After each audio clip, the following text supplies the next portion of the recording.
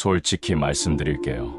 여러분이 매달 열심히 일해서 모은 돈, 지금 이 순간에도 인플레이션이라는 거대한 도둑놈이 눈에 보이지 않게 살살 녹여버리고 있다는 사실을 아십니까? 다들 장바구니 물가가 치솟는다고 한숨만 쉬고 있을 때 어떤 미친 기업들은 가격을 20%씩 쳐올려도 오히려 손님이 줄을 서서 사 먹으며 역대급 순이익을 갈아치우고 있습니다. 도대체 세상에 이런 불로소득 같은 마법이 어디 있냐고요? 오늘은 전 세계 부자들의 대부가 수십 년 동안 철저하게 숨겨두었던 물가가 오를수록 계좌가 폭발하는 인플레이션 방어의 최종 병기인 가격, 결정력을 가진 기업을 선별하는 5가지 실전 비법을 완전히 발라먹듯이 파헤쳐 드리겠습니다. 자, 생각해보세요. 여러분이 마트에서 사먹는 콜라 값이 오르거나 스마트폰 가격이 미친 듯이 뛰어도 우리는 투덜거리면서 결국 지갑을 엽니다. 대체 이 기업들은 어떤 마법을 부리는 걸까요? 이들이 가진 비밀은 바로 소비자의 대가리에 깊숙이 박혀있는 대체 불가능한 중독성과 브랜드의 독점력입니다. 첫 번째로 주목해야 할 핵심은 바로 경쟁자가 절대로 흉내낼 수 없는 압도적인 애자, 즉 진입장벽입니다. 시장에 대체제가 없기 때문에 공급망 비용이 아무리 치솟고 원자재 가격이 폭등해도 그 부담을 소비자의 지갑으로 완벽하게 떠넘길 수 있는 능력이 바로 진짜 가치주의 핵심입니다. 두 번째이자 절대 놓치지 말아야 할 포인트는 바로 고객의 충성도와 전환 비용입니다. 소비자가 다른 제품으로 갈아타려고 할 때 발생하는 정신적, 물질적 비용이 너무 크기 때문에 기업이 가격표를 아무리 잔인하게 고쳐 써붙여도 고객은 떠나지 않고 묵묵히 지갑을 열게 됩니다. 세 번째는 바로 자본적 지출이 적게 들면서도 이익을 창출하는 마법 같은 구조입니다. 공장을 새로 짓거나 막대한 설비를 투자하지 않아도 가격 인상만으로 영업이익률이 수직 상승하는 비즈니스 모델을 찾아내야 합니다. 네 번째는 바로 인플레이션 시기에 가격을 올릴 때 오히려 수요가 더 몰리는 일종의 배블런 효과나 프리미엄 가치를 지녔는지를 확인하는 것입니다. 마지막 5번째는 현금 창출 능력, 즉 인플레이션이라는 거친 파도 속에서도 곳간에 현금이 쌓이는 든든한 실적의 안전마진입니다. 챕터 1. 인플레이션을 씹어먹는 가격 결정력의 정체. 물가가 치솟으면 대부분의 기업은 2가지 문제에 동시에 부딪힙니다. 원자재 값과 인건비가 오르는 만큼 제품 가격을 올리지 못하면 이익이 줄어들고 설비와 공장 유지에 벌어들인 돈을 계속 쏟아부어야 하는 구조라면 아무리 매출이 늘어도 통장은 서서히 말라갑니다. 반면 진짜 부자가 되는 기업은 정반대의 길을 걷습니다. 이 힘의 정체가 바로 가격 결정력입니다. 가격 결정력이란 제품이나 서비스 가격을 크게 인상해도 고객이 등을 돌리지 않고 그대로 지갑을 여는 힘을 말합니다. 이 힘은 크게 5가지 원천에서 나옵니다. 첫 번째는 압도적인 브랜드 정서와 지위제 특성입니다. 고객이 단순히 제품의 기능만 사는 것이 아니라 그 브랜드가 주는 지위와 감성, 자부심을 함께 소비하는 경우입니다. 이런 브랜드는 가격을 인상해도 고객이 대체제로 갈아타지 않고 계속 지갑을 열게 만드는 강력한 팬덤과 정서적 유대감을 갖고 있습니다. 두 번째는 높은 전환 비용과 시스템 귀속입니다. 다른 제품이나 서비스로 갈아탈 때 고객이 감수해야 하는 시간과 비용, 학습 노력이 가격 인상폭보다 훨씬 큰 경우입니다. 기존 시스템을 바꾸는 위험이 너무 커서 가격을 올려도 어쩔 수 없이 계약을 연장할 수밖에 없는 구조입니다. 세 번째는 전체 비용에서 차지하는 비중은 작지만 없어서는 안 될 핵심 부품이나 소모품입니다. 가격을 올려도 고객 전체 비용에서 체감되는 부담이 크지 않기 때문에 별다른 저항 없이 받아들여집니다. 네 번째는 사용자가 늘어날수록 서비스의 가치가 비약적으로 커지는 네트워크 효과 기반의 독점력입니다. 경쟁자가 시장에 진입하기 불가능에 가깝기 때문에 이용료를 인상하더라도 고객이 이탈하지 못하고 종속됩니다. 다섯 번째는 정부의 허가권이나 특허권, 독점적인 인프라를 이미 구축하여 물리적으로 경쟁자가 들어올 수 없는 법적 제도적 진입 장벽입니다. 고객과 시장의 선택지가 아예 없는 환경을 구축하여 가격 결정권을 온전히 가져오는 구조입니다. 지금 여러분이 관심을 두고 있는 자산이나 기업이 있다면 이 5가지 조건 중 몇 가지를 갖추고 있는지 하나씩 대입해 보시기 바랍니다. 물가가 오를수록 웃는 기업을 알아보는 눈이야말로 흔들리는 시장에서 가장 든든한 무기가 되어줄 것입니다. 그런데 여기서 한 걸음 더 들어가야 진짜 복리의 비밀이 열립니다. 아무리 가격을 잘 올려도 그 돈이 전부 설비, 재투자와 유지비로 빠져나간다면 주주에게 돌아올 몫은 사라지기 때문입니다. 챕터 2. 통장을 두둑하게 만드는 무자본 복리 성장의 비밀. 진짜 복리 기계는 추가적인 자본, 투입 없이도 매출을 늘릴 수 있는 무형 자산과 시스템 중심의 구조를 갖추고 있습니다. 여기서 무자본이라는 표현은 사업을 하는데 돈이 전혀 필요 없다는 뜻이 아니라 매출이 늘어나더라도 그에 비례해서 공장이나 설비에 막대한 돈을 계속 쏟아부을 필요가 없다는 뜻입니다. 예를 들어 물리적인 재고나 대규모 설비 없이 지적 재산이나 브랜드, 시스템의 힘으로 매출을 키우는 사업 구조는 매출이 2배로 늘어도 추가로 들어가는 비용은 크게 늘지 않습니다. 반대로 매출을 2배로 늘리기 위해 공장을 2배로 지어야 하는 구조라면 아무리 매출이 화려하게 성장해도 실제로 주머니에 쌓이는 돈은 그리 많지 않습니다. 이 구조가 인플레이션과 만났을 때 벌어지는 가속의 마법이 바로 오늘 여러분이 반드시 이해하셔야 할 핵심입니다. 가격 결정력을 갖춘 무자본 성장 기업은 물가가 오르는 즉시 가격을 인상해 매출과 이익의 절대 규모를 키우고 그렇게 늘어난 이익을 설비에 뺏기지 않고 고스란히 다음 투자의 미천으로 쌓아 올립니다. 물가가 오르면 오를수록 이 복리의 속도는 오히려 더 빨라지는 역설이 벌어지는 것입니다. 많은 투자자들이 인플레이션을 위험, 신호로만 받아들이지만 이런 구조를 가진 기업에게 인플레이션은 오히려 경쟁자와의 격차를 벌리는 최고의 기회로 작용합니다. 이 지점에서 반드시 확인해야 할 지표가 바로 투입한 자본 대비 얼마나 많은 이익을 뽑아내는가입니다. 적은 자본으로 막대한 현금을 만들어내는 구조일수록 이 수치는 높게 유지되며 이는 그 기업이 얼마나 효율적으로 돈을 굴리는지를 보여주는 가장 정직한 성적표입니다. 그리고 결국 중요한 것은 장부상 숫자가 아니라 손에 실제로 쥐어지는 현금의 크기입니다. 순이익이 아무리 커도 설비에 다 빠져나간다면 의미가 없습니다. 벌어들인 돈의 대부분이 설비 차감 없이 온전한 잉여 현금으로 남아야 그 돈으로 주주에게 환원하거나 다시 복리 엔진에 태울 수 있습니다. 지금까지 살펴본 원칙은 결국 하나로 연결됩니다. 가격을 올려도 흔들리지 않는 힘을 가진 기업이 그 힘으로 번 돈을 설비에 빼앗기지 않고 그대로 쌓아 올릴 때 인플레이션이라는 위기는 오히려 남들과의 격차를 벌리는 최고의 기회로 바뀝니다. 그렇다면 이런 기업을 실제로 어떻게 찾아낼 수 있을까요? 지금부터는 아무도 자세히 알려주지 않았던 실전 판별법을 낱낱이 공개해 드리겠습니다. 챕터 3. 재무제표 한 장으로 부자 기업을 가려내는 실전 판별법. 물가가 오를 때마다 오히려 기회를 잡는 투자자와 물가가 오를 때마다 손실을 키우는 투자자의 차이는 딱 하나입니다. 바로 재무제표를 보는 눈이 다르다는 것입니다. 가장 먼저 살펴봐야 할 곳은 손익계산서가 아니라 현금 흐름표입니다. 많은 초보 투자자들이 순이익이 늘었다는 이유만으로 좋은 기업이라고 착각합니다.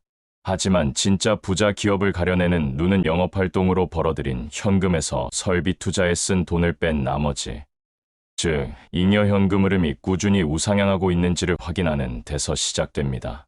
순이익은 늘었는데 설비 투자 금액도 그만큼 늘었다면 그 기업은 열심히 일해서 번 돈을 다시 공장에 쏟아붓는 다람쥐, 쳇바퀴에 갇혀 있는 것입니다. 반대로 순이익 증가 속도보다 설비 투자 증가 속도가 훨씬 느리거나 오히려 줄어들고 있다면 그 기업은 벌어들인 돈을 온전히 주머니에 쌓을 수 있는 진짜 복리 기계라는 강력한 증거입니다. 두 번째로 확인해야 할 것은 매출 총이익률의 흐름입니다. 원자재 가격이나 인건비가 오르는 국면에서도 매출 총이익률이 꺾이지 않고 유지되거나 오히려 개선된다면 그 기업은 앞서 말씀드린 가격 결정력을 실제로 시장에서 행사하고 있다는 뜻입니다. 반대로 물가가 오를 때마다 매출 총이익률이 함께 주저앉는 기업이라면 아무리 이름이 유명해도 실제로는 가격을 올릴 힘이 없는 것만 화려한 기업일 가능성이 높습니다. 이 지표는 한두 분기가 아니라 최소 몇 년치의 흐름을 이어서 봐야 그 기업의 진짜 체력을 가늠할 수 있습니다. 세 번째로 눈여겨봐야 할 부분은 잉여 현금을 어떻게 쓰는지에 대한 경영진의 규율입니다. 무자본으로 성장하는 기업은 설비에 쓸 돈이 없기 때문에 남는 현금이 넘쳐납니다. 이 넘치는 현금을 어떻게 쓰는지가 경영진의 진짜 실력을 보여줍니다. 무리하게 사업과 무관한 다른 영역으로 확장하거나 실속 없는 인수합병에 돈을 쏟아붓는 경영진은 오히려 주주 가치를 훼손할 위험이 큽니다. 반면 꾸준히 자사주를 사들여 소각하거나 배당을 안정적으로 늘려가는 기업은 남는 현금을 주주에게 돌려주는 규율이 잡혀 있다는 신호입니다. 특히 주가가 하락한 시기에 오히려 자사주 매입을 늘리는 기업이라면 경영진 스스로도 자기 회사의 가치가 저평가되어 있다고 판단하고 있다는 뜻이므로 눈여겨볼 가치가 충분합니다. 네 번째로는 부채 비율과 이자 보상 배율을 함께 살펴야 합니다. 아무리 가격 결정력이 뛰어나고 무자본 성장 구조를 갖췄다고 해도 빚이 과도하게 많은 기업은 금리가 오르는 시기에 이자 부담만으로도 휘청거릴 수 있습니다. 벌어들인 영업이익이 이자 비용의 몇 배에 달하는지를 나타내는 이자 보상 배율이 꾸준히 높은 수준을 유지하고 있는지 확인하는 습관을 들이시기 바랍니다. 이 숫자가 낮아지고 있다면 아무리 겉으로 화려해 보여도 속으로는 골마가고 있다는 위험, 신호일 수 있습니다. 이 네 가지 지표를 실제로 나의 투자에 적용하는 구체적인 방법을 말씀드리겠습니다. 먼저 관심 있는 기업의 최근 몇 년간 재무제표를 시간 순서대로 나열해 놓고 매출과 영업이익, 그리고 설비 투자, 금액이 각각 어떤 속도로 늘어나고 있는지를 표로 만들어 비교해 보시기 바랍니다. 이 작업을 직접 손으로 해보면 숫자로만 보던 기업의 진짜 얼굴이 드러납니다. 그 다음으로는 물가가 크게 올랐던 시기를 기준점으로 잡아 그 시기 전후로 매출 총이익률이 어떻게 움직였는지를 살펴보시기 바랍니다. 이 두 가지 작업만 꾸준히 반복해도 무자본 복리 성장 기업을 걸러내는 나만의 안목이 확실하게 쌓이게 됩니다. 챕터 4. 좋은 기업을 알아도 돈을 못 버는 사람들의 치명적인 착각. 여기서부터가 진짜 중요한 부분입니다. 이 모든 지표를 다 확인했다고 해도 정작 많은 투자자들이 실패하는 이유는 숫자가 아니라 마음가짐에 있습니다. 좋은 기업을 발견했다는 확신이 서면 사람들은 종종 주가가 이미 많이 오른 상태에서 뒤늦게 뛰어듭니다. 반대로 정말 좋은 매수 기회는 시장 전체가 공포에 휩싸여 좋은 기업의 주가마저 함께 폭락했을 때 찾아옵니다. 이때 남들이 팔 때 같이 팔아버리면 평생 만나기 힘든 기회를 스스로 걷어차는 셈이 됩니다. 진짜 가치 투자자는 시장의 소음과 기업의 본질적인 가치를 분리해서 바라보는 훈련이 되어 있어야 합니다.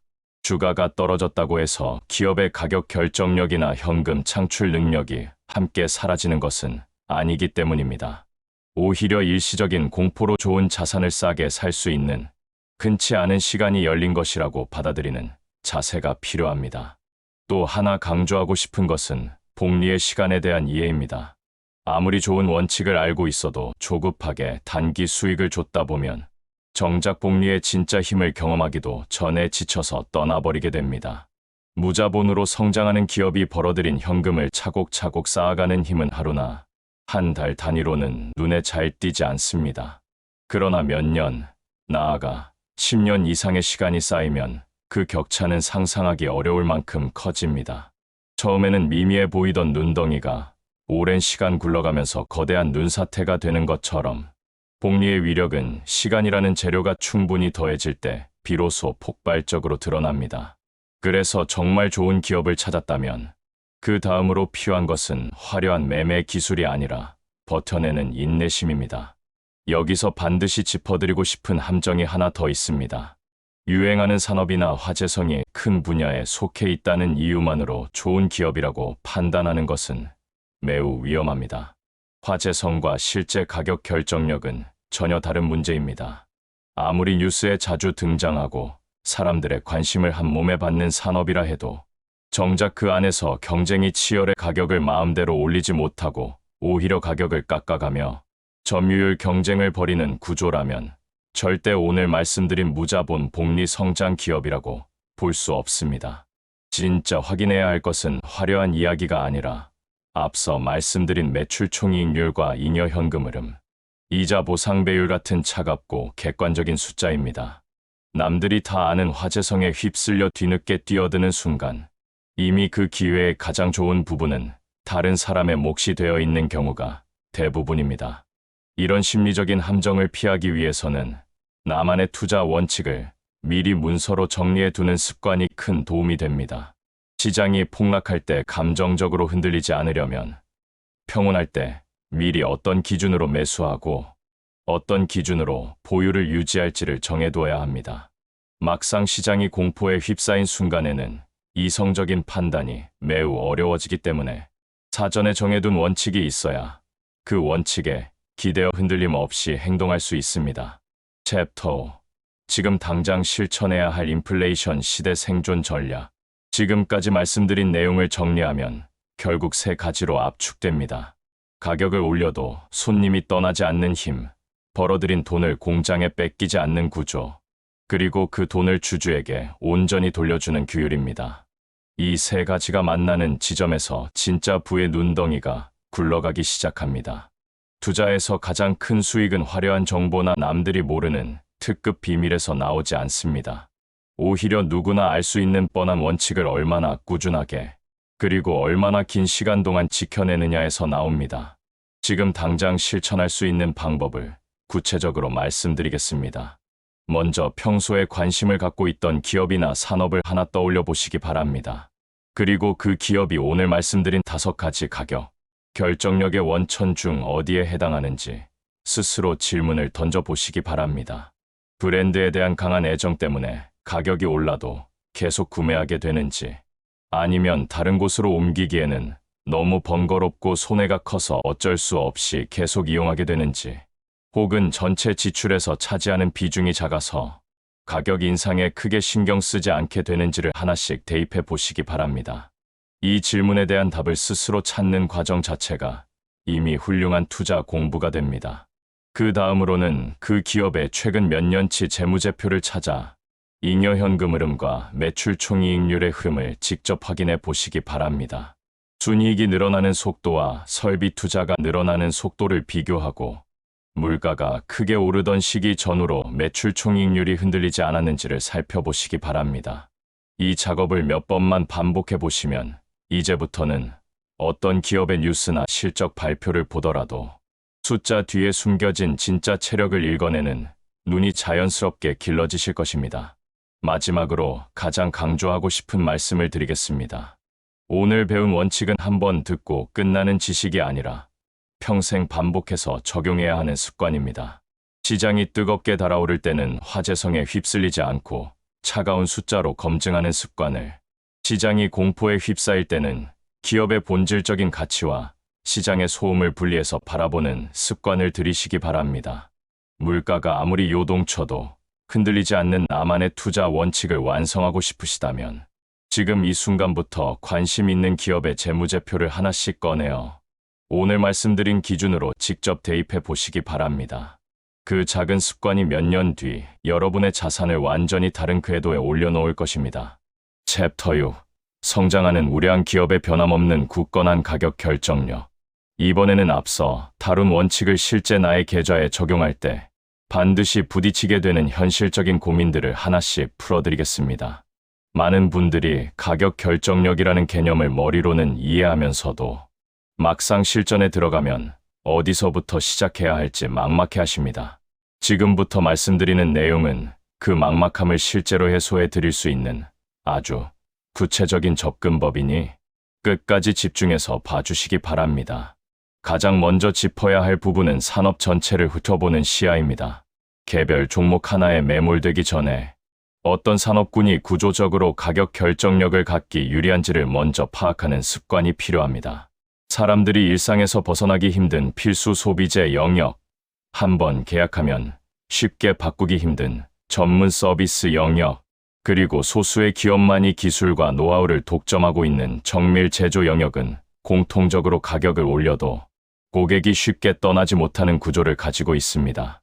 반대로 누구나 쉽게 진입할 수 있고 기술적 차별화가 크지 않은 영역은 아무리 겉으로 화려해 보여도 경쟁이 치열해지는 순간 가격을 마음대로 올릴 수 없게 됩니다.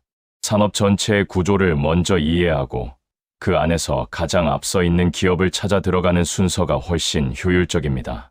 두 번째로 실전에서 매우 중요한 것은 가격 인상이 실제로 판매량 감소로 이어지는지를 확인하는 습관입니다. 가격을 올렸다고 해서 무조건 좋은 신호는 아닙니다. 가격을 올린 이후에도 판매량이 크게 줄지 않고 오히려 매출 전체가 늘어난다면 그것은 진짜 가격 결정력이 작동하고 있다는 강력한 증거입니다. 그러나 가격을 올리자마자 판매량이 눈에 띄게 꺾이고 전체 매출까지 함께 감소한다면 그 기업은 사실 가격 결정력이 있는 것이 아니라 단순히 어쩔 수 없이 가격을 올린 것에 불과합니다. 이 차이를 구분하지 못하면 겉모습만 보고 좋은 기업이라고 착각하는 실수를 반복하게 됩니다. 분기마다 발표되는 판매량과 평균 판매 단가의 흐름을 함께 놓고 보는 습관을 들이시면 이 차이를 명확하게 구분하실 수 있습니다. 세 번째로 말씀드리고 싶은 것은 시장 점유율의 변화입니다. 아무리 매출과 이익이 늘어나고 있어도 전체 시장에서 차지하는 비중이 조금씩 줄어들고 있다면 그것은 위험 신호일 수 있습니다. 매출 성장이 산업 전체의 성장 덕분인지 아니면 그 기업 스스로가 경쟁자의 몫을 빼앗아 오면서 이루어낸 성장인지를 구분해야 합니다. 산업 전체가 성장할 때는 누구나 성장하는 것처럼 보이지만 정작 물가가 오르고 경쟁이 치열해지는 국면에서 진짜 실력이 드러납니다. 이런 국면에서도 점유율을 지키거나 오히려 키워가는 기업이야말로 진짜 가격 결정력을 갖춘 승자라고 볼 수 있습니다.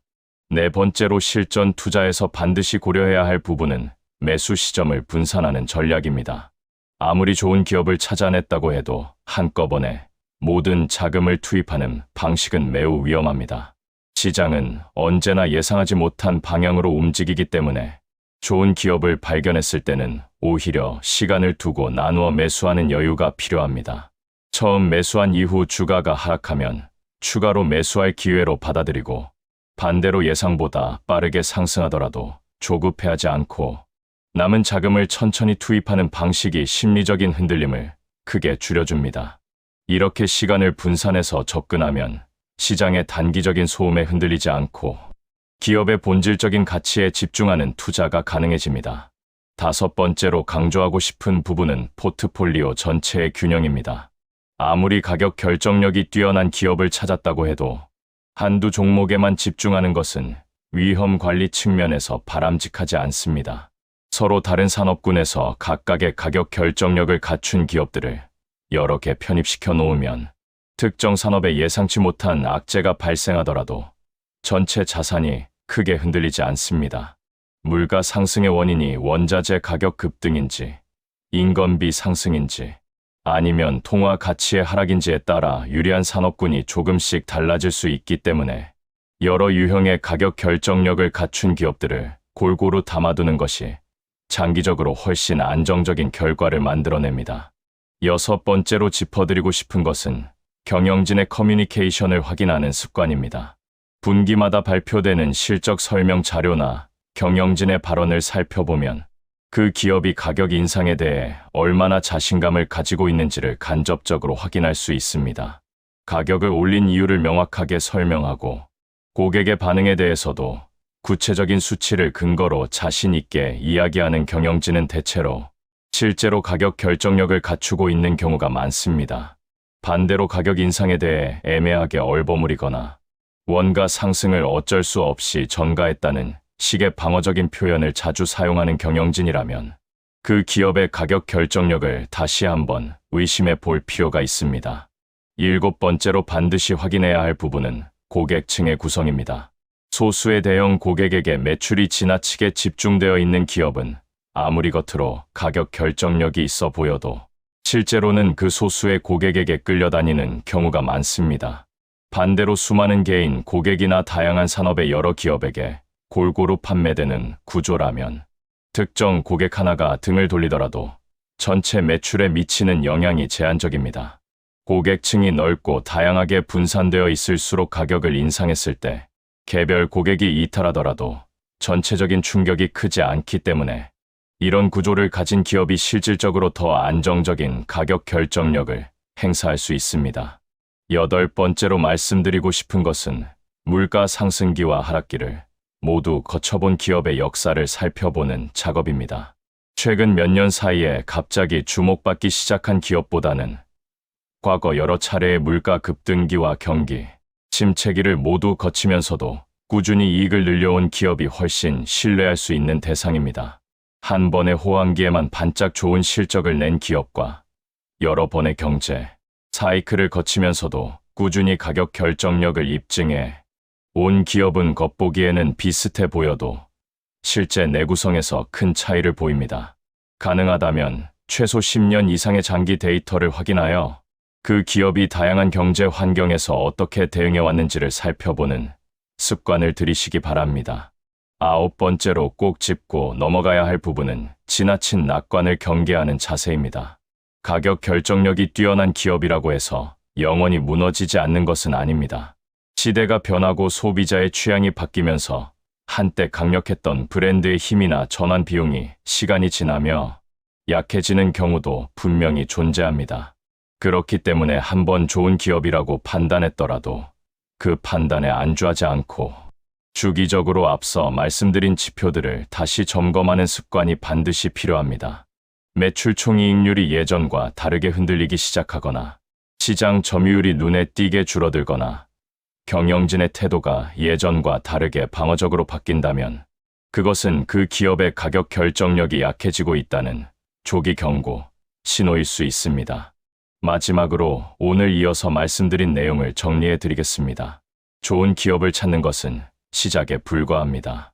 산업 전체의 구조를 먼저 이해하고 가격 인상 이후의 판매량 변화를 확인하고 시장 점유율의 흐름을 살피고 매수 시점을 분산하고 포트폴리오 전체의 균형을 맞추고 경영진의 태도와 고객층의 분산 정도를 함께 점검하고 장기간의 역사를 통해 검증하고 그리고 끝까지 겸손한 자세로 주기적인 재점검을 이어가는 것까지가 하나의 완전한 투자 과정입니다.